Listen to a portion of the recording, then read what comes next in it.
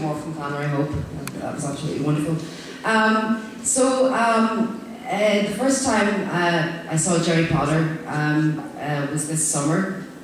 Went to Queer Up North in Manchester, and I'd seen some of his videos on YouTube, but they couldn't really prepare me for the power from Gerry when he performed. I like poetry, but not all poets are great readers. But Gerry's I think more than a poet, he's an amazing performer as well. So I'm absolutely thrilled that he said he would come over for Outburst this year. So, ladies and gentlemen, Gerry Potter.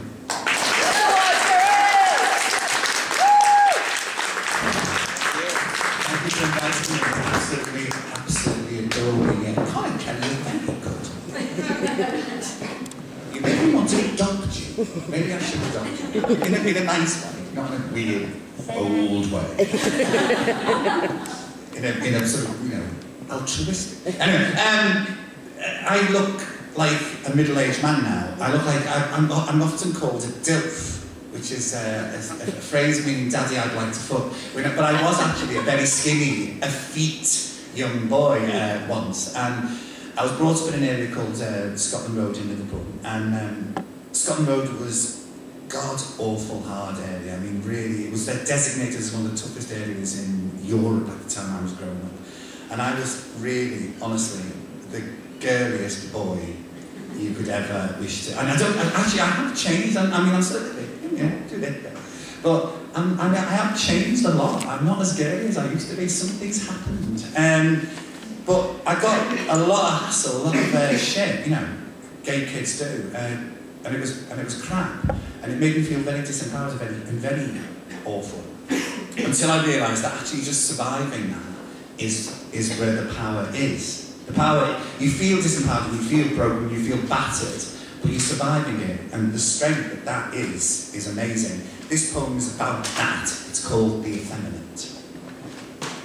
Never underestimate the effeminate child. He is wise and wild beyond his years. His tears embroider a tapestry of survival.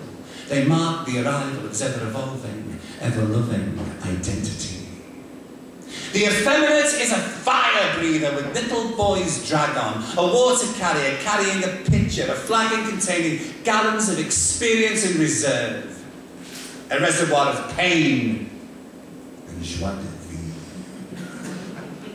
If the effeminate is as bold as brass, then he sure as hell will make it shine. The effeminate embraces and tastes the grapes of wrath. The sweetest wine is always 2 steps ahead while seeming to lag behind, and can suddenly scissor kick into quick step the intricacies of his incisor mind and leave you blinded and reminded. Never underestimate the effeminate. If he were a fish, he'd be a deep-sea anomaly, a paradoxical mix of viscousness and solidity, a shape-shifting mass of undulating validity. So with friends like this, who needs anemones? The effeminate exists on many levels. He's more than at home with the angels and devils of his ever-complex ideology. He is genius and idiot spasmodically. The effeminate walks alone. The effeminate in isolation is a pot boiler of creation, but seemingly an irritation to his friends and family. He's a bastard child wandering lonely through a sea of parents, a misfit orbiting the outer sphere. But it's the safest place to wander. It's where you can't hear your father or mother call you queer. You're just not quite right. Never your father's son, nor mother's pride. I imagine that's why some effeminates find themselves contemplating or even committing suicide. These are dark places without glitter, where the bitter and unjust meet and joust for supremacy. It's a necromancy of thought which plagues and ages. It is the dog-eared pages of a book you never wanted to read, a desire you never wanted to need, the weed you never wanted to see.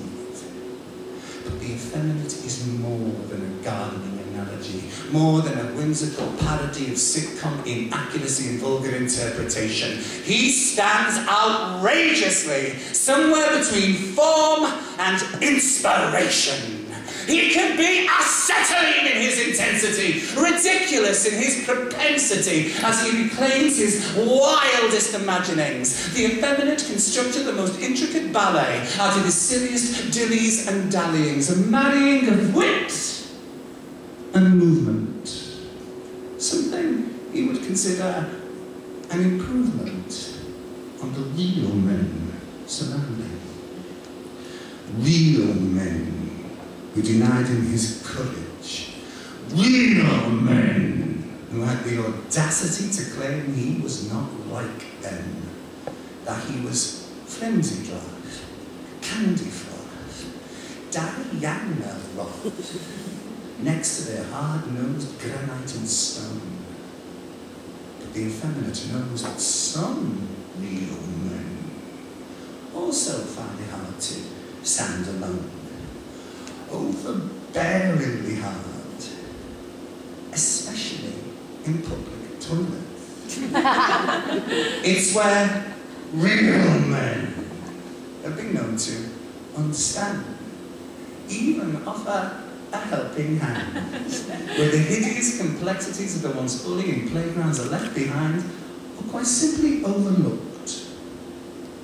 Can you imagine the power this effeminate found when he realised some real men just love to be fucked in these temples of convenience, piss-smelly cathedrals of hush-toned obedience and damp marble spiral stairs where real men kneel and find the answers to their wetly piss-smelly prayers. The effeminate is a multi-sided coin, dodecahedron in currency, loaded and enriched by the many-faceted importunities of man's hypocrisy. He can have you stitched up in seconds without fists. He's no need to slaughter. His weapon's the greatest there is, laughter. It occasionally kept him safe from the violence at school. But be careful. It's dangerous to assume the effeminate a fool. The effeminate is not degenerate, although it has been debated. To him, all reality is precious, especially if his just happens to have been negated. Yet the showman so often appears elated, hilarious, while at the same time tiptoeing precarious through a fragmented crystalline world of the introspective.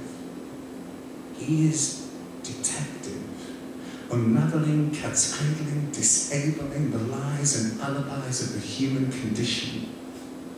His position is crystal unclear. It's what gives him his unerring vision and makes his inaccuracies hit bullseye.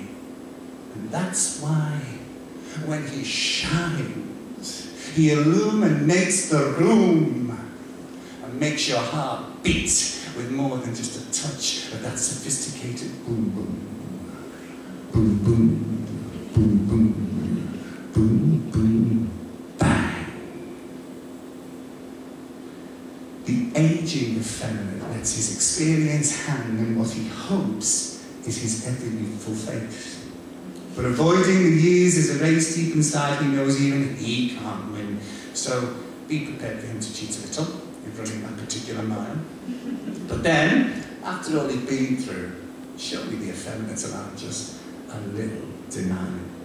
And though he may be devastated by the onslaught of wrinkles, no amount of aging could disguise from his eyes the multitude of twinkles, a glittering, star-bursting mosaic.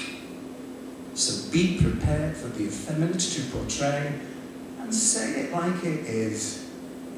He knows his crazy business, his odd agenda. It's almost a sacred knowledge.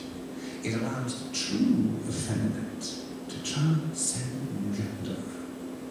So remember, remember, remember. Never underestimate the effeminate child, for his eyes are wide